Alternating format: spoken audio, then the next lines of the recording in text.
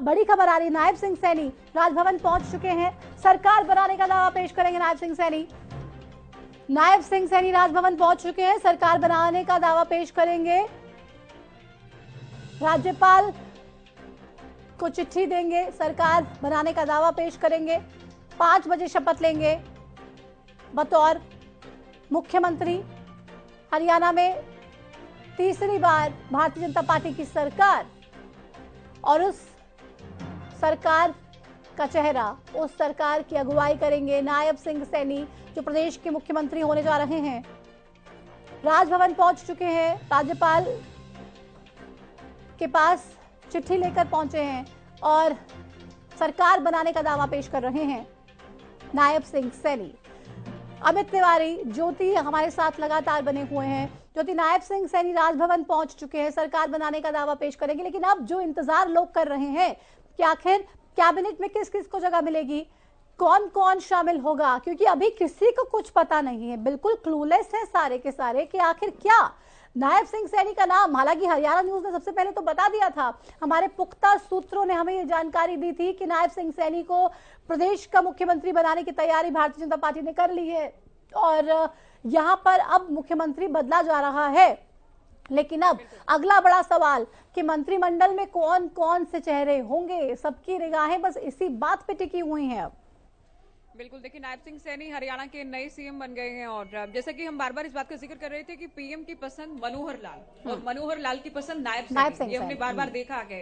इनको जिस तरह से संगठन में जिम्मेदारियां दी गई, पहली बार नारायणगढ़ से विधायक बनकर आए, राज्य मंत्री बनाए गए, पार्ट 1 में कुरुक्षेत्र से लोकसभा का चुनाव लड़ा, जीते, और अभी पिछले दिनों इनको राज्य इकाई की भी कमान सौंपी गई थी, अब सीएम हो गए हैं। तो आप बिल्कुल ठीक कह रहे हैं कि अभी इस बात को लेकर सस्पेंस बरकरार है कि नए कैप्टन तो बन गए हैं, लेकिन टीम में किसे किसे जगह दी जाएगी, नए चेहरे कितने शामिल किए जाएंगे, जातिगत समीकरणों को किस तरह से साधा जाएगा। इस बात को हालांकि तमाम दल कहते हैं कि जातिगत राजनीति से ऊपर उठकर काम करते हैं, लेकिन ये सबसे बड़ी सच्चाई भी है लोकतंत्र में, हर एक समाज, हर एक जाति की भागीदारी, उनका प्रतिनिधित्व हो, तो सभी दल, सभी जो जातियां हैं, जो बिरादरी हैं, जो समुदाय हैं, उनका प्रतिनिधित्व किस तरह से सुनिश्चित किया जाता है, ये अभी देखना होगा। और प्रतिमा, बड़ी बात ये भी कि अनिल विज बैठक से रूठकर कहीं नाराज होकर कहीं निकले थे, उनका क्या, उनके पोर्टफोलियो में कोई बदलाव किया जा रहा है या फिर मंत्रिमंडल में कोई बहुत बड़ा बदलाव उनके लिहाज से भी हो सकता है, या किसी मांग पर, या जो बदलाव ये हुआ है सबसे बड़ा बदलाव, उसमें उनकी कोई नाराजगी है, ये भी अभी देखने वाली बात होगी। तो कितने नए चेहरों को शामिल किया जाता है, निर्दलियों को किस तरह से तरजीह दी जाती है, क्योंकि शुरुआत से इन लोगों का जो समर्थन है वो भारतीय जनता पार्टी के साथ है। हालांकि रणजीत सिंह के अलावा दूसरों की हम बात करें तो उन्हें अभी तक कुछ मिल नहीं पाया गया। जेजेपी को लेकर शुरुआत से लोग कहते रहे, हम पहले भी चर्चा कर रहे थे इस बदलाव से पहले, कि हम भारतीय जनता पार्टी के साथ बिना किसी शर्त के हैं। पिछले दिनों गोपाल कांडा की ओर से भी बयान दिया गया कि वो एनडीए के साथ बिना किसी शर्त के हैं, क्योंकि वो साथ दे रहे हैं, वो समझौता नहीं कर रहे हैं और शर्त समझौते में होती है। तो ये देखिए, बिना किसी कंडीशन के ये साथ दिया गया है। क्या अब कोई सम्मान उन्हें मिलता है, क्या अब कोई जगह उन्हें दी जाती है, ये भी देखने वाली बात होगी। तो नायब सिंह सैनी नए सीएम बन गए हैं, उनकी टीम में कितने नए चेहरों को शामिल किया जाता है। हालांकि इसमें भी हम मानकर चलें कि मनोहर लाल की पूरी चलने वाली है, क्योंकि उनकी पसंद है और बहुत संभावना ये है कि हाईकमान के साथ मिलकर उनकी ओर से ये नाम आगे बढ़ाया गया होगा। जिस तरह से प्रदेश अध्यक्ष को लेकर हम कहते रहे कि मनोहर लाल की खूब चली है और उन्हीं की पसंद रहे नायब सैनी, तो नायब सैनी मनोहर लाल की पहली पसंद रहे, उनके राइट हैंड के तौर पर इन्हें देखा जाता रहा। बिल्कुल, हम इसका जिक्र भी लगातार ज्योति कर रहे थे कि भले ही मुख्यमंत्री बदल दिया गया हो, नायब सिंह सैनी को मुख्यमंत्री बनाने का फैसला पार्टी ने कर लिया हो, लेकिन इसका मतलब ये नहीं कि मनोहर लाल खट्टर को किसी भी तरीके से पार्टी बैकफुट पे लेकर आ रही है। हर फैसले में सबसे पहले प्राथमिकता उनके डिसीजंस को दी जाती है, उनके मत को दी जाती है और आगे भी हमेशा दी जाती रहेगी। ये बिल्कुल क्लियर कट मैसेज है इस फैसले के बाद। बिल्कुल, और देखना ये है प्रतिमा कि अब सीएम मनोहर लाल का किस तरह से संगठन में क्या कोई इस्तेमाल किया जाता है, या क्या उन्हें लोकसभा चुनाव लड़ाया जाता है, ये भी देखनी होगी वाली बात होगी। पार्टी संगठन में उन्हें जगह दी जाती है तो क्या कुछ उनको लेकर किया जाता है, और पार्टी प्रदेश अध्यक्ष की जिम्मेदारी किसे दी जाएगी,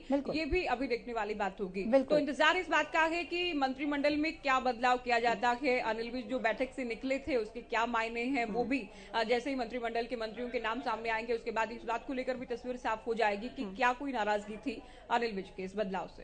बिल्कुल, वाकई अनिल विज की क्या नाराजगी हुई जो वो बैठक से बाहर निकल गई, एक बड़ा सवाल है। ज्योति, आप बने रहिए, हम लगातार इस चर्चा को आगे भी बढ़ाएंगे, लेकिन भारतीय जनता पार्टी से इस वक्त हमारे साथ प्रवक्ता भी जुड़ चुके विधु रावल जी। चलिए, उनसे संपर्क हमारा टूट गया है। वापस एक बार फिर से फोन ट्राई करेंगे, कोशिश करेंगे पहुंचे, और उसके बाद उनसे भी वर्जन हम लें कि आखिर क्या चल रहा है, आखिर किसका नाम मंत्रिमंडल में शामिल होगा। फिलहाल ये जानकारी आपको दे रहे हैं कि नायब सिंह सैनी राजभवन पहुंच चुके हैं, सरकार बनाने का दावा पेश करेंगे। अभी 2:28 हुए हैं। 5 बजे का समय बताया जा रहा है कि 5 बजे नई सरकार का शपथ ग्रहण होगा।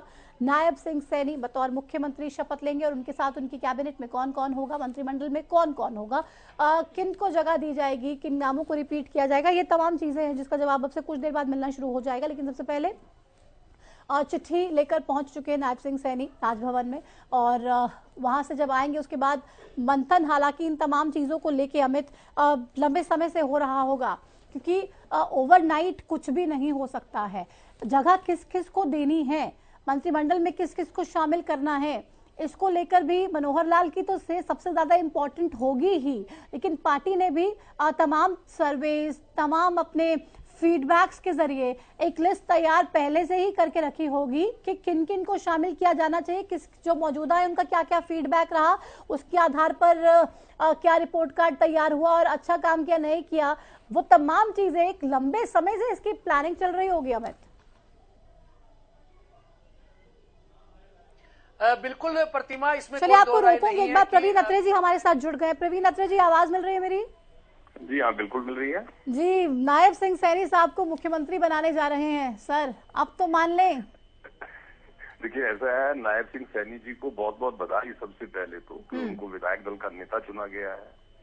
अभी जैसा आप भी बता रहे थे कि नायब सिंह सैनी जी गवर्नर साहब के पास गए हैं, गवर्नर साहब को वो प्रस्ताव देंगे सरकार गठन का।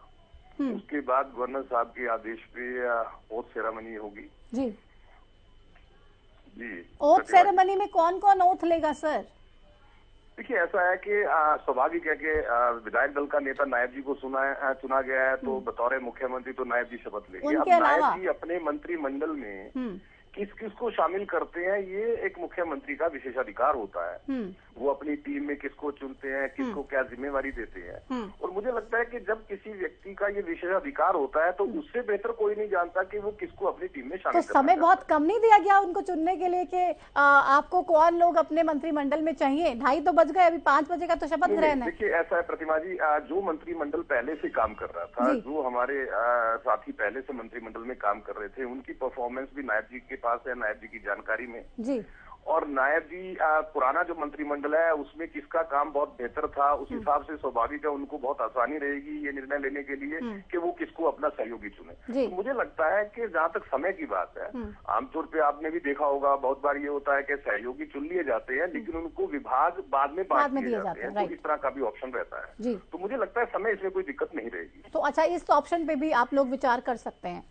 अच्छा, एक बात बताइए सर, ये मीटिंग चल रही थी विधायक दल की, अनिल विज साहब कह रहे नाराज होकर बाहर चले गए। नहीं प्रतिमा जी, मैं मीटिंग में उस वक्त वहाँ पे मौजूद था। देखिए, पहली बात तो हमें ये समझना पड़ेगा कि अनिल विज साहब भारतीय जनता पार्टी के समर्पित कार्यकर्ता है और उनके राजनीतिक जीवन की शुरुआत ही भारतीय जनता पार्टी, भारतीय जनता युवा मोर्चा से हुई है। तो जो व्यक्ति भारतीय जनता पार्टी के आचार विचार के अंदर जो जिसने गलत किया हो या जिसने अपना काम किया हो, मुझे नहीं लगता कि वो पार्टी से या संगठन से किसी बात से नाराज हो सकता है। उनके अपने विषय तो उनकी प्रतिबद्धता थी किसी जरूरी काम के लिए, उन्होंने कहा कि जो मेरा विचार है मैं विचार अभी दे देता हूँ और आप मेरा विचार, क्योंकि उन्होंने अपनी सहमति प्रकट कर दी थी नायब जी के साथ। और उसके बाद उन्होंने कहा कि जी मुझे जाना बहुत जरूरी है क्योंकि मेरी एक प्रतिबद्धता है, कमिटमेंट है। अच्छा। तो वो अपना मत दे के तुरंत फिर वो अच्छा, कोई नाराजगी नहीं है, क्योंकि कहा जा रहा है कि कोई कह रहा है कि वो कह रहे मुझे डिप्टी सीएम बना दो, कोई कह रहे हैं कि उनसे गृह मंत्रालय छीना जा रहा था इसलिए कह रहे हैं कि नहीं मैं तो जा रहा हूँ, मैं नाराज हूँ। अब नहीं प्रतिमा जी, जब अभी तो मुख्यमंत्री चुने गए हैं, मुख्यमंत्री जी जब अपना मंत्रिमंडल चुनेंगे उसके बाद ये तय होगा किसको कौन सा विभाग दिया जा रहा है। तो अभी गृह विभाग छीनने का तो विषय नहीं था। अच्छा, ऐसा नहीं था। मुझे लगता है कि जो इस तरह की चर्चाएं होती हैं वो चर्चाएं जो है अति की तरफ चली जाती हैं। अभी ऐसा कोई विषय नहीं था, तो नाराजगी कोई सवाल ही नहीं। मतलब ऑल इज वेल, पार्टी में सब एकदम बढ़िया चल रहा है। 100% ऑल इज वेल। अच्छा, एक बात बताइए, जो निर्दलीय सुबह से इंतजार कर रहे हैं, जिनको कोई क्लू ही नहीं था कि क्या होने वाला है, अचानक से बुला लिया गया चंडीगढ़, अभी भी इंतजार कर रहे हैं, इनको पता ही नहीं है कि इनमें से किसी को कोई जगह दी जाएगी कि नहीं मंत्रिमंडल में, इनके लिए कोई प्लानिंग है? ये तो डे वन से आप लोगों के साथ 2019 से साथ निभा रहे हैं, अब इतनी वफादारी ईमानदारी का कोई इनाम मिलेगा कि नहीं मिलेगा? देखिए, भारतीय जनता पार्टी का तो बड़ा स्पष्ट मानना है कि समाज के हर वर्ग को प्रतिनिधित्व मिले, समाज के हर वर्ग के उत्थान के लिए काम हो, समाज के हर वर्ग को प्रतिनिधित्व देते हुए उस वर्ग के लिए काम हो। तो जितने विधायक दल में जो सदस्य हैं, जो हमारे आजाद विधायक हैं, जो सरकार को समर्थन दे रहे हैं, स्वाभाविक है जब मुख्यमंत्री जी अपने मंत्रिमंडल का गठन करेंगे तो इस विचार के साथ वो उन लोगों को चुनेंगे जो अपने अपने वर्ग को बहुत बेहतर काम करके दे सके, उनकी सेवा बेहतर ढंग से कर सके। तो हर किसी को इस बात के लिए मुझे लगता है निश्चिंत रहना चाहिए, योग्यता अनुसार सबको काम मिलेगा, ये भारतीय जनता पार्टी की सोच है। योग्यता अनुसार सबको मिलेगा, लेकिन जातिगत समीकरणों का भी आप लोग ध्यान रखेंगे? देखिए, हर वर्ग का, जैसे कि अभी पहले भी चर्चा हो रही थी, जब सरकार होती है, सरकार वेलफेयर के लिए होती है और वेलफेयर के लिए हर वर्ग के ऊपर ध्यान देना जरूरी होता है। कोई वर्ग जो है वो सरकार के वेलफेयर से वंचित न रह जाए, इसीलिए वर्ग का प्रतिनिधित्व करने वाले व्यक्ति को उस वर्ग की सेवा का कार्य दिया जाता है। तो ठीक है, अब अभी इंतजार और कितना करना पड़ेगा प्रवीण अत्रे जी? देखिए, ऐसा है, 3:30 बजे का टाइम है, मान के चलिए 4 बजे ओथ हो जाएगी और 4:30-5 बजे तक आपके सामने सभी चीजें स्पष्ट हो जाएगी। 4:30-5 बजे तक हम इंतजार करें? आप उससे पहले कुछ बताएंगे नहीं? जैसे सुबह भी आप बता ही नहीं रहे थे कि आखिर होने क्या वाला है, आप कह रहे थे मुझे तो जानकारी नहीं है, आपको जो चलाना है आप चलाते रहिए। प्रतिमा जी, ऐसा है कि कुछ एथिक्स होते हैं, मुझे जो जिम्मेवारी सरकार में दी गई है तो ये मेरे एथिक्स को अलाउ नहीं करता कि किसी भी निर्णय को समय से पहले मैं बता दूं। बिल्कुल मानती हूँ, मुझे उसका ध्यान रखना बड़ा जरूरी है। नहीं, बिल्कुल आपने बखूबी उसका ध्यान रखा भी है और हमेशा रखते भी है और रखेंगे भी, ऐसा मुझे पूरा विश्वास है। बहुत शुक्रिया अपना समय देने के लिए। इंतजार कर रहे हैं हम, फिर उसके बाद आपको फिर से जोड़ेंगे और देखेंगे कि क्या क्या चेहरे शामिल किए जाते हैं मंत्रिमंडल में। तो बहुत से सवाल इस वक्त चल रहे हैं और बहुत सी बातें भी इस वक्त चल रही है कि आखिर प्रदेश में क्या बदलाव। आप देखिए, सबसे बड़ा बदलाव तो कर दिया गया, मुख्यमंत्री बदल के जो प्रदेश अध्यक्ष है नायब सिंह सैनी, उनको मुख्यमंत्री की कुर्सी पे बिठा दिया गया है। अब ये सवाल है कि भाई अब मुख्यमंत्री तो बदल दिया, अब नायब सिंह सैनी साहब को मुख्यमंत्री बना दिया गया हरियाणा का, तो जो मुख्यमंत्री थे मनोहर लाल खट्टर, उनका क्या करना है, पार्टी ने क्या सोचा है उनके लिए, उनको अब क्या जिम्मेदारी दी जाएगी और बड़ी जिम्मेदारी दी जाएगी। मोदी जी के पास, मोदी जी के साथ वो रहने वाले हैं, तो क्या माना जाए कि लोकसभा लड़ने वाले हैं? क्या करनाल लोकसभा से मनोहर लाल खट्टर को उम्मीदवार बनाया जा सकता है और उसके बाद केंद्र में बड़ी जिम्मेदारी, जैसा कि हम सुबह से ही चर्चा कर रहे थे और बता रहे थे अपने दर्शकों को लगातार इस एस्पेक्ट के बारे में भी, और ये भी बिल्कुल महत्वपूर्ण।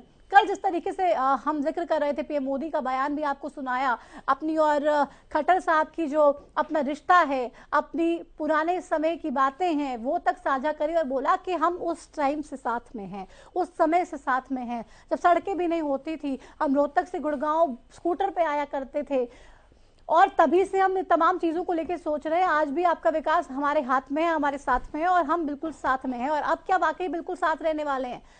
खट्टर साहब को भी मोदी जी केंद्र में लेके जाने वाले हैं क्या? ये एक बड़ा सवाल है। शाम 5 बजे सीएम पद की शपथ लेंगे। हालांकि अभी जिस तरीके से प्रवीण अत्रे साहब से बात हो रही थी, वो ये कह रहे थे, साफ तौर पे ये बताते हुए नजर आए कि जो समय है 4 साढ़े 4 के आसपास है और 5 बजे तक तो आपको पूरा क्लैरिटी से पता चल जाएगा कि कौन कौन किस किस को शामिल किया जाएगा, चेहरे क्या होंगे वो डिसाइड कर लिया गया है। नायब सिंह सैनी को हमारे पास नायब सिंह सैनी जिस तरीके से अब उनको मुख्यमंत्री बना दिया गया है, पार्टी ने फैसला कर लिया गया है, बस कुछ ही मिनटों में शपथ लेंगे। उनके पास तमाम नेताओं का, तमाम विधायकों का रिपोर्ट कार्ड है, तमाम मौजूदा जो पिछली सरकार में मंत्री थे उनका फीडबैक है, उनका रिपोर्ट